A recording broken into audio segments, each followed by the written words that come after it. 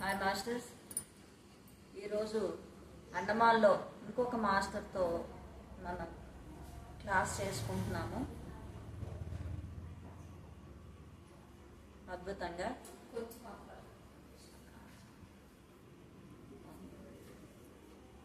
ఆ మేడం తాలూకా అనుభవాలన్నీ విందాం. Hi madam. నమస్తే మేడం. గట్టిగా మాట్లాడండి. నమస్తే మేడం, నా పేరు అరుణ.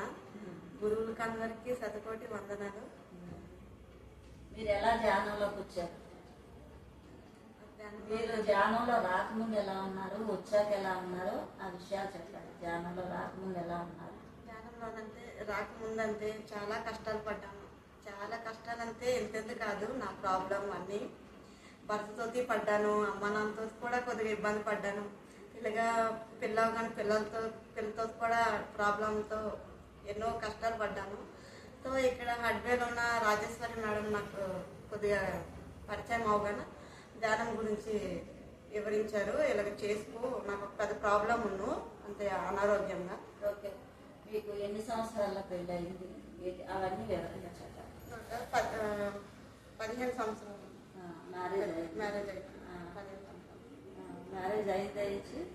మ్యారేజ్ అయ్యి నాకు ప్రాబ్లం ఏంటంటే చిన్న వయసులోనే నాకు మ్యారేజ్ అయిపోయిందమ్మా. మ్యారేజ్ అయిపోగానే కొద్ది రోజులు అంటే ఒక నెల రోజులు హ్యాపీగా ఉంటుంది. అక్కడ తర్వాత ఒక సంవత్సరం 2 సంవత్సరాల తర్వాత కష్టాలు ఎలాగ భర్త కొట్టడము, తాగడము, ఎక్కువ డ్రింక్స్, ఉద్యోగం మానేయడము, ఇవన్నీ జరిగాయి. అలాగే నాకు 6 మాసాలు పిల్లలు కూడా 6 సంవత్సరాలు పిల్లలు లేకపోగానే దాని గురించి టార్చరు ఇవన్నీ అయ్యాయి. చాలా ప్రాబ్లం కేర్ చేశాను. సరే, అమ్మ నాన్న మాట వినలేదు, భర్త కూడా మాట వినలేదు. ఇప్పుడు బయటతో కూడా నేను మాటలు పడాలి వస్తుంది. ఏంటి దేవుడా నాకు ఈ శిక్ష, నేను ఈ జన్మలో ఏం చేసుకున్నాను, ఈ జన్మలో ఇంత సఫర్ పడుతున్నాను, ఏదైనా ఇంత పూజలు చేసిన ఇంకా నాకు ఆనందం అనేది లేకుండా అయిపోయింది అంటే ఇది దేవుడి దగ్గర ఏడిస్తే ఉద్యోగం మానేసారు మా ఆయన, ఇప్పుడు ఎలా బతుకుతాము, ఎవరి మీద డిపెండ్ అవుతాము, అమ్మ నాన్న కొద్దిగా చూసుకున్నారు, ఎన్ని రోజులు చూసుకుంటారు. తర్వాత సరే ఎలాగెళ్ళి ఉద్యోగం కడిగితాంలే తీసుకొని వెళ్ళాం మా ఆయనకి. ఎలాగైనా 2 రోజుల తర్వాత రమ్మన్నారు. ఎలాగైనా అతను అన్నారు, సరే మీ ఆయనకు ఉద్యోగం ఇస్తాము కానీ ఇక్కడ ఉంచము అన్నారు. సరే ఏదో ఒక జంగల్ సైడ్ తీసుకెళ్ళండి, మేము వెళ్ళిపోతాము అనుకోని, ఈ కోడ్లలో మా కొద్దిలో అయితే అనుకొని మేము అనేసాము. సరే అయితే హడ్వే వెళ్ళిపోయండి అన్నాను. ఇది అంటే ఈ ధ్యానం తెలుసుకోవడానికే గల ఆ రోజు నాకు హడ్వే పంపించారు అనుకుంటాను. హడ్వేలోనే వేస్తారు. అక్కడ సంవత్సరం తర్వాత నాకు ఒక పాప కడుపులు పడింది. ఇక్కడికి రాగాను పాప పుట్టి సరే కడుపులు పడింది, అమ్మ వాళ్ళ ఇంటికి వెళ్ళిపోయాను. అక్కడి నుంచి డెలివరీ టైంకి మళ్ళీ బాగా అయింది. డెలివరీ అవగానే ఇక్కడికి మళ్ళీ తెచ్చేసారు. తేగా నాకు ఒక టాన్సన్ అని టీబీ జబ్బు తయారైపోయింది. ఆ బిమారీలోనేటి ఏది తినాలన్నా భయము, ఏది చేసుకోవాలన్నా భయంతో ఉన్నారు. తండా చీచిపడదు, ఇది తినకొద్దు, అది తినకొద్దు. ఎలాగే మెడికల్కి వెళ్ళగానే ఏటవుతుందో తెలియదు. ఎంత పెద్దది కురుపులాగా వచ్చేసింది బయటన, ఈ మెడ పక్కన ఇంత పెద్ద ప్రాబ్లం వచ్చేసింది నాకు. అంటే టీబీలో టాన్సన్ వచ్చేసింది. సో అది మెడికల్కి వెళ్ళగానే చెకప్స్ చేయగానే 2-3 సార్లు చెకప్స్ చేయగానే ఏటి లేదన్నారు. తర్వాత నాకు చాలా పీకుతుందని ప్రైవేట్ తీసుకెళ్ళారు. ప్రైవేట్లోన కొద్దిగా స్మూత్ వేసుకొని పీక్ తీశారు. దాంట్లోన ఢిల్లీ పంపించారు. ఆ ఢిల్లీ పంపిస్తే అందులో చూసి నీకు ఈ ప్రాబ్లం ఉందమ్మా అనుకొని చెప్పారు. సరే అయితే మేము ఏదైనా సొల్యూషన్ ఉందా? లేదు, మీరు ట్యాబ్లెట్లు వాడాలి, మీకు ఆపరేషన్ చేసిన కూడా నయం అవ్వదు, ఎందుకంటే నరం మీద అయిపోయింది, మీరు చనిపోయే ఛాన్సెస్ కూడా ఉన్నాయి, మా వల్ల అయితే ఏది మేము రిస్క్ తీసుకోలేము అనేసారు. ఏం చేస్తాము ఇలాగని సార్. సరే ఇంటికి అమ్మ తీసుకొని వచ్చేసింది. మెయిన్ లైన్ ఉట్టుకొని వెళ్తామని మెయిన్ లైన్ తీసుకెళ్ళారు. ఈ అనారోగ్యం ద్వారా మిమ్మల్ని అయితే అండమాన్ ఊరికి కొట్టుకొని వెళ్ళారు. ఊరికి కూడా కొట్టుకొని వెళ్తే అక్కడ కూడా అలాగే చెప్పారు, ఇక్కడ ఏడ్ చేస్తామమ్మా, నా జీవితం ఇంతే కావాలనుకొని అక్కడ 2 రోజులు ఇందులో రూమ్లో నుండి ఏడుస్తాము. ఎవరికి నేను ముట్టకూడదు అనేసారు. అంతే, ఎవరికి తాకూడదు, నా పిల్లకి కూడా నేను తాకూడదు, నా భర్తకు కూడా తాకూడదు, నా బెడ్, నా మంచము, నా అంటే బ్రష్ అన్నీ మొత్తం సకలానికి అలా ఒక రూమ్లో నాకు బంధించేశారు. ఎవరికి మేము ముట్టకూడదు అని. సరే ఇదే జీవితమా అనుకోండి, డైలీ ఆ రూమ్లో కూర్చొని ఏడ్చి ఏడ్చి ఏడ్చి రాజేశ్వరి మేడం నాకు పరిచయం, అంటే ఆ భగవంతుడే పంపించాను అనుకోవాలి. రాజేశ్వరి మేడం వచ్చేసి కలిసింది, ఆవిడకి నేను కనిపించాను ధ్యానంలో చేస్తున్నప్పుడు, నేను కనిపించానంట. ఈ పిల్ల రోజు ఏడుస్తుంది, నువ్వు వెళ్ళి ధ్యానం చెప్పు, ఆవిడకి చాలా అవసరము ఈ ధ్యానము అని. డైలీ ఇలా చెప్తుంటే ఆవిడ అనుకుంటుంది ఏడు చెప్తే ఏటు అడిగితే ఆవిడకి ఏడు బాగోలేదు, ఆవిడ మొహం చూస్తే బాగే ఉంది, అడిగితే ఏటనుకుంటుందో అని ఆవిడ మర్చిపుచ్చాలి అవుతుంది, అడగటం లేదు. సరే అడుగుతాం అనుకొని ఒక 3 days తర్వాత మా ఇంటికి వచ్చారు. వెళ్ళి చెప్తాంలే అనుకో, మా ఇంటికి రండి కొద్దిగా మీతో మాట్లాడాలి అని. నాతో తేటి మాట్లాడతారు, ఈవిడ ఎవరో తెలియదు. సరేలే నేను డ్యూటీ చేస్తున్నాను, ఆవిడ కూడా చుట్టి అవ్వదని నేను వెళ్ళడం లేదైతే కుమారి మేడం వచ్చారు వాళ్ళ క్లాస్ గురించి, రాజేశ్వరి మేడం ఇంటికి. కుమారి మేడం వచ్చింది, ఇప్పటికైనా రా, కొద్దిగా మాటలు వింది కానీ కొద్దిగా మంచి గురించి చెప్తున్నాను, ధ్యానం గురించి. ధ్యానం అంతా అప్పుడు ఏంటి తెలియదు కానీ రా కొద్దిగా దేవుడి గురించి చెప్తున్నారు వింతి కానీ, నువ్వు పూజలు అని చేస్తున్నావు కదా అనుకొని చెప్పడం. సరే అయితే వస్తాను అనుకొని అలా సండే రోజు వెళ్ళాను. కుమారి మేడం అందరికి ధ్యానం చెప్తుంటే కూర్చున్నారు అందరూ, నేను కూడా కూర్చున్నాను. అమ్మ కూర్చోమ్మా ధ్యానం చేయని, ఇలా కూర్చో అనుకొని చెప్పగానే కూర్చొని కళ్ళు మూసుకొని చేస్తుంటే ఆ అక్క వాళ్ళ ఇంట్లో విగ్రహం ఉందని నాకు తెలియదు. సో ఆ ఏడుకొండవాడి విగ్రహం వచ్చి నా ముందే నిలబడం. తండ్రి నీకు చూస్తున్నానా అనుకుని నాకు అలా ఏడు చెప్పాలో తెలియక నాకు ఏడుపు వచ్చేస్తుంది, ఇద్దాం ఏడుచుకునే ఉన్నాను. అక్కడికి క్లాస్ అర్థమైంది. కుమారి మేడం అన్నారు, ఏమ్మా ఏమైంది మీకు ఇలాగ ఏడుస్తున్నారు, చాలా ఏడుస్తున్నారు, ఏంటని చెప్పండి ఏ ప్రాబ్లం అంటే, మేడం నాకు ఏ ప్రాబ్లం లేదు అనుకుని నేను చెప్పేసి ఆ మేడంతో కలుపుకొని నేను ఇంటికి వెళ్ళిపోయాను. ఇంటికి వెళ్ళిపోగానే తర్వాత రాజేశ్వరి మేడం మళ్ళీ వచ్చారు. ఏం అలాగా మేడం అడిగినప్పుడు చెప్పాలి కదా, ఏం వెళ్ళిపోయారు అని. లేదక్క నాకు కొత్తగా ఎవరితో మాట్లాడాలంటే నాకు ఇబ్బంది, పరిచయం లేదు, నాకు తెలియదు, నేను అసలు ఇంటి నుంచి బయటకే రాను, ఇంట్లోనే ఉంటాను, ఎవరు పరిచయం లేదు, ఏది తెలియదు, కొత్తగా వచ్చాను కదా నాకు ఏది తెలియదు అంటే ఇలాగ అక్కతో చెప్పేశాను. అయితే అక్క సరే ఇంకొక రోజు నేను వస్తాను, ఇప్పుడు నాకు టైం లేదనుకుని ఆవిడ ఇంటికి వెళ్ళిపోయింది.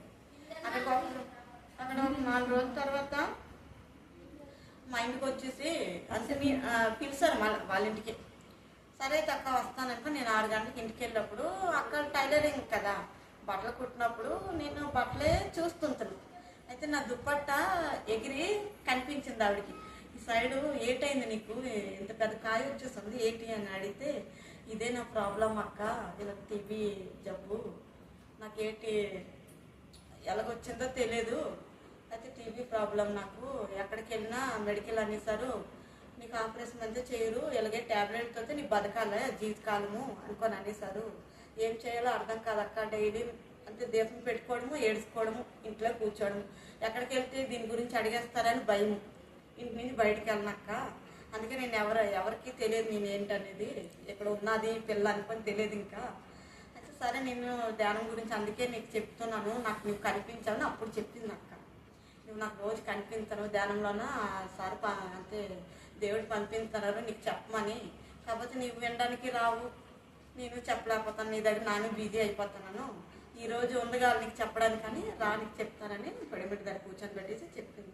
ఇలాగ 41 రోజు పెట్టుకోండి, 41 రోజు పెట్టిన తర్వాత నీకు మాత్రం మానండి, అంత చేపలు మానేసి నీవు పెట్టు అని.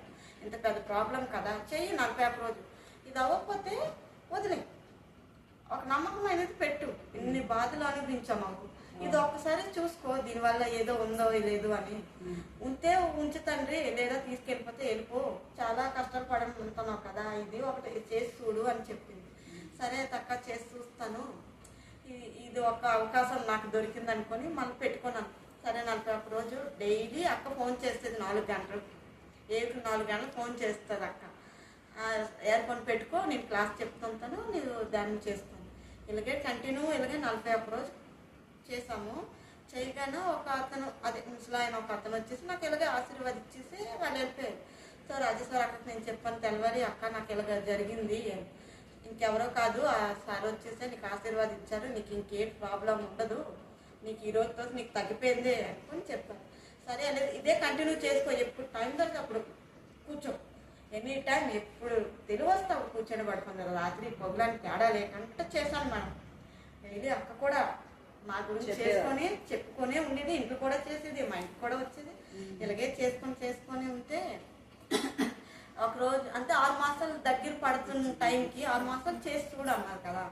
6 మాసాల్లోనా నేను చేస్తాను, నాకు ఫుల్ తగ్గిపోతే అక్కడ దాన్ని పెట్టేసి అంటే ఆ నీసు కూడా నేను మానేస్తాను, ఇదే ధ్యాన ప్రచారం చేసుకొని ఇదే నాకు కంటిన్యూ.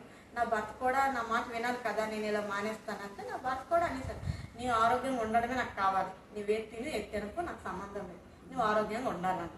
ఓకే అయిపోయారు. నేను ఇలా నీసు తిన్ను అని చెప్పగాను. సరే అక్కడ ఓకే చెప్పారు కదా.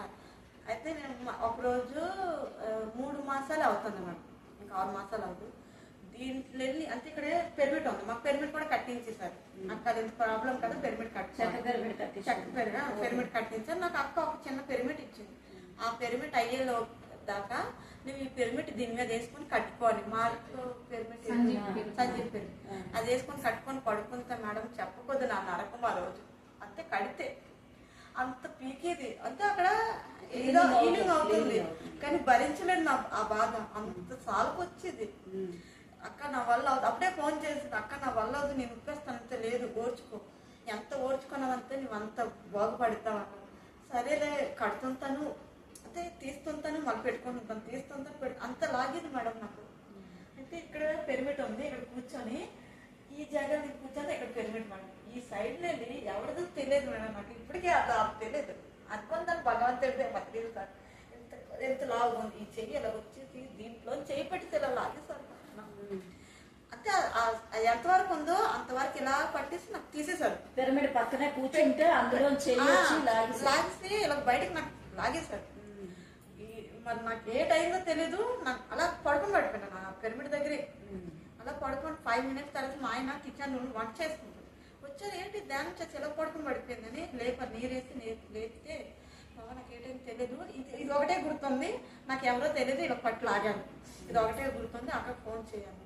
ఫోన్ చేస్తే నేను వంట చేస్తాను పిల్లల టిఫిని, నువ్వే రా అంటే మా ఆయన నాకు తీసుకొని ఇక్కడ పెట్టేశాను. గట్టిగా ఇలా చెప్పాను, సరే నువ్వు తట్టుకోలేకపోతున్నావు ఆ శక్తికి, కొంచెం పిరమిడ్ దగ్గర కూర్చో అనుకొని అక్కడ చేయి పట్టుకొని కూర్చొని పెట్టేసింది. సరే అయితే కొంచెం కూర్చొని కొద్దిగా కూల్ అయితే కొద్దిగా ఫ్రీ అయింది. కానీ నీకు మరి ఏం భయం లేదన్నా, ఇదే మరి జిందగీలో అంటే నీకు మరి చావు అనేది లేదు, రెండో నువ్వు అంతే ఎక్కిపోయావు, అంటే నువ్వు చచ్చిపోతావని ఒక దీంట్లో భయం లేదు, నీకు మరి చావు అనేది లేదు, అది ఎప్పుడు రావాలో అప్పుడే వస్తుంది, కాకపోతే అనారోగ్యంతో నువ్వు వెళ్ళవు. ఆ సార్ తీసేసారు. మరి గేట్ లేదు అక్క అంటే కుమారి మేడంకి రాజేశ్వరి మేడం కంటే నేను ఎప్పటికీ రుణపడి ఉండాలి. పత్రిక సార్కి ఎప్పుడు మర్చిపోను, రుణపడి ఉండాలి. తగ్గిపోయింది మేడం.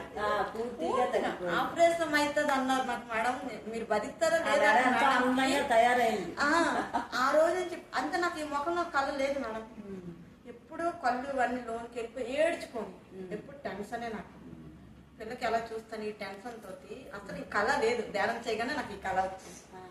మొత్తం తగ్గిపోయింది అసలు ఏట్ లేదు. అంటే కమ్జోరీగా ఉన్నాను కానీ లోన్ మాత్రం చాలా బాగున్నాను.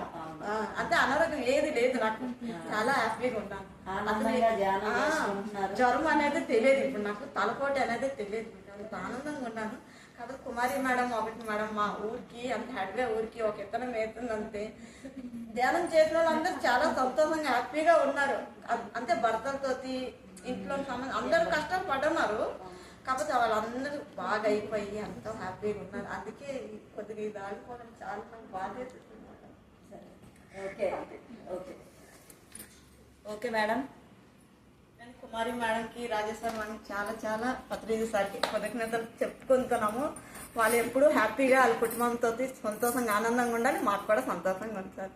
Okay, thank you.